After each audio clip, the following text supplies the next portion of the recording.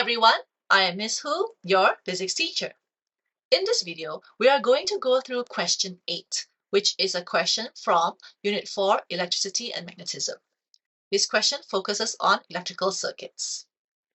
In this video, we're going to do an immediate comparison against a mark scheme to make sure that we know what needs to be written or drawn in order to maximize the marks that we can get from this question. Question 8. A cylinder is made of modeling clay. The modeling clay is an electrical conductor. Figure 8.1 shows the cylinder. The cylinder is connected into a circuit. Figure 8.2 shows that the circuit also includes a battery of electromotive force 9 volts and resistor P. The resistance of P is 4 ohm. The current in P is 1.5 ampere. A. Calculate the magnitude x of the charge that flows through P in 600 seconds.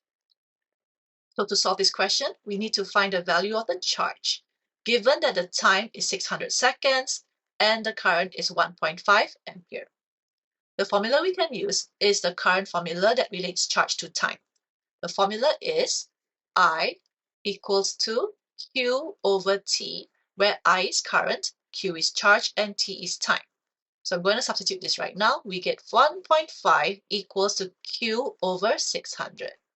So to find Q, we just take 1.5 times 600.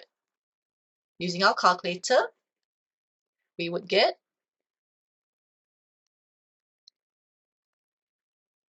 900 coulomb. If you don't remember how to say the unit of charge, it's okay, just write capital C. So the answer is 900 C. If we check against the mark scheme, we have gotten the correct answer, 900 C. So whenever we have calculation questions, as long as you write the correct value with unit, you would get the full marks. If you didn't get the correct value, or if you didn't write the unit, then the examiner has to check your working to see if you have written the correct formula, or at least the correct substitution out to award you 1 mark. So in our case, we already got the full 2 marks, but just to show you, we do have the correct formula as well as the correct substitution. Number 2, we calculate the resistance of the cylinder of the modeling clay. So to calculate this, let's look at what values we've got for the modeling clay. The only thing they've given us about the modeling clay is this is what it looks like. What other values do we have? So let's look at the circuit. So you can see here, they've given us the EMF of the battery, which is 9 volts, but this 9 volts is across both the resistor P as well as the cylinder of the modeling clay. So we might not be able to use this value directly for the modeling clay. They've also given us a resistance of P, which is 4 ohm. So this is for P, not the modeling clay. They've also told us that the current in P is 1.5 ampere. So how do we solve this then? Because we don't seem to have any information about the modeling clay. So this is where you need to understand the circuit. So 9 volts is across both P as well as the cylinder of the modeling clay. This is a series circuit, which means that the current that flows through P is also the same as the current that flows through the cylinder of the modeling clay. Given this information, we can work out the resistance of the modeling clay. How? There are 2 ways. I'll show you both ways, but in both cases, you need to use the formula of V equals IR. So I'm going to write that down. So the first method is to calculate the potential difference across P. So we take the current of P as well as the resistance of P. So I'm going to put P as a subscript here to remind us that this is the potential difference across P. So the current is 1.5 and the resistance is 4. This gives us 6 volts. Now we know the EMF across the entire circuit is 9 volts. As we've calculated, we know that the potential difference across P is 6 volts. So the potential difference across the cylinder of the modeling clay is 3 volts. We know that the current flowing through the cylinder modeling clay is 1.5 ampere. So from here, we can calculate the resistance of the modeling clay, taking the potential difference of 3, current as 1.5. So when you work this out, you will get 2 ohm. So I'm writing 0.0 here because it's a good habit to write 2 or 3 significant figures whenever it comes to our calculations. The second method to solve this would be to just take V equals IR as a whole, where V would be the potential difference across the whole circuit. That means an EMF of 9 volts. Because this is a series circuit, the current throughout the whole circuit is the same at 1.5. And for series circuits, the R would be the total effective resistance, which you can calculate by the sum of both resistance. That means you just take resistance of P plus the resistance of the cylinder modeling clay for the total effective resistance. So under R, we're going to put a bracket here.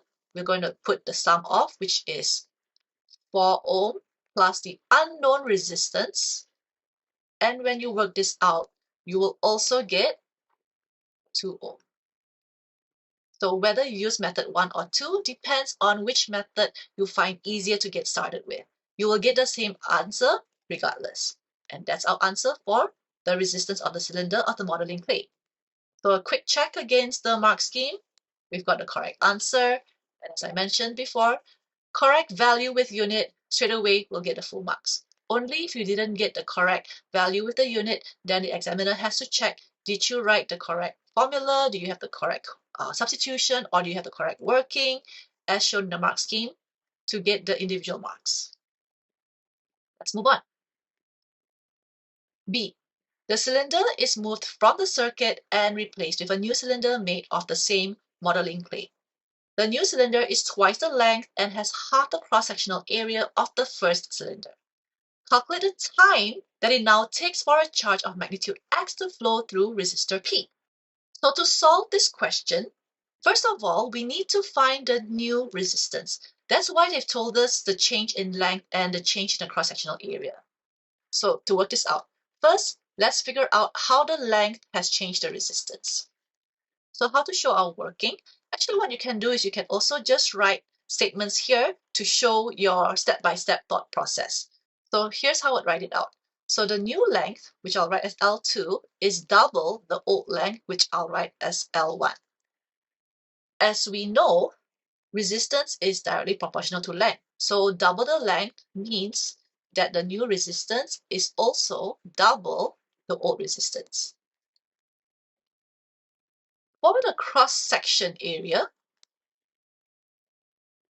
the new area is half the old area. Now, for cross-sectional area, the relationship is inverse. That means the resistance is inversely proportional to the area. So the smaller the area, the higher the resistance. And the value is a direct inversion. So the area is half 1/2 the old area. That means the new resistance is now double the old resistance. So with double the length and double the area, this means that the new resistance is 2 times 2. So it's now 4 times the previous resistance. So this is for the cylinder, but the question isn't asking about the cylinder, is it? It's actually asking about resistor P, which is a little bit unusual. So how do we work this out then? So that means we probably have to work out the new value of the current. So given that the new resistance is 4 times the previous resistance of the modeling clay, which is 2, that means the new resistance is 8 ohm. So the total effective resistance now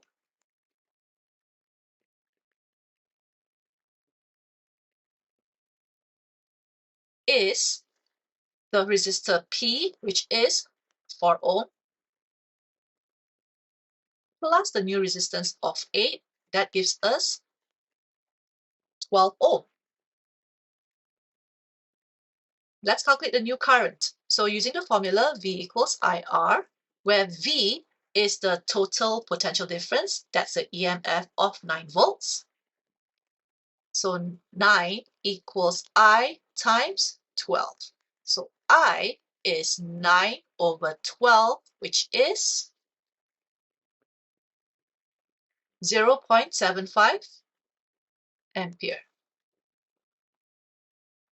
So from here, we're going to calculate the new time using the formula of I equals Q over T. Now, Q should be the same as before because they told us magnitude X, which was calculated in A1. So that's 900. So we're going to substitute that now. 0.75 equals 900 over T. So when you work this out, it's 900 divided by 0.75. I'm running out of space, but we're almost there.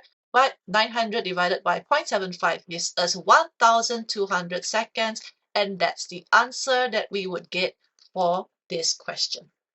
So it's a little bit long and it's quite a process, but that's how you solve this question. And if you check the answer scheme, that's the correct answer. So I'm going to give ourselves a little tick here to show, yes, we got the correct answer. So we've got full marks for this question. And that's how you solve question 8. To find out how to solve the other questions in this question paper, please check the playlist in the video description. Happy studying!